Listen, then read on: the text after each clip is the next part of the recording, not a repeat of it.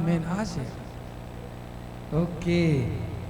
Praise the Lord. Praise the Lord. நான் தான் Daniel. நான் ஒரு ஜெப வீரன். நான் 3 பலி ஜெயிப்பவன். தரியூர் ராஜாவின் அரண்மனையில் நான் அதிகாரியாக வைத்தேன். ராஜா என்னை மிகவும் நேசித்தார். அதனால் என்னுடைய மற்ற அதிகாரிகள் என் மீது பொறாமை கொண்டார்கள்.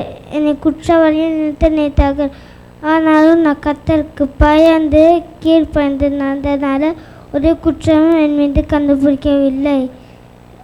ராஜாவிற்கு போய் வஞ்சனையாக பேசி ஒரு புது சட்டத்தை ஏற்படுத்தினார்கள்.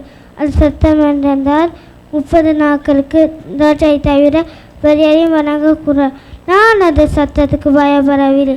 நான் பலமை போலவே நான் கர்த்தரை துதித்தேன். ஆனாலும் என்னை ராஜாவிற்கு போய் குற்றவாளியாக நிறுத்தினார்கள். என்னை ராஜா மிகுந்த கவலையோடு சிங்கப்பூரில் போட சொன்னார். என்னை போட்டார்கள். மறுநாள் காலமே ராஜா சிங்கக்குவின் முன், டேனியலே, நீர் இடைவிடாத ஆராதித்தோன் தேவன் சிங்கங்களை வாய்க்களை தப்புவித்தாரா என்று கேட்டார். அதுக்கு நான், ஆம் ராஜாவே, கர்த்தர் ஒரு தூதனை அனுப்பி சிங்கங்களை வாய்களை கட்டி போட்டார் என்று சொன்னார். ராஜா மிகுந்த சந்தோஷத்தோடு என்னை இருக்க சொன்னார். என்னை எடுத்தார்கள். கர்த்தர் என்னை பாதுகாத்தார். நன்றி, வணக்கம். ஆமென். ஆமென். உங்களை பார்த்தா தரியூர் ராஜா அரண்மனையிலேயே இருக்கிறது போல இருக்கு. கரங்களை தட்டி ஆசரை வாழ்த்துவோம்.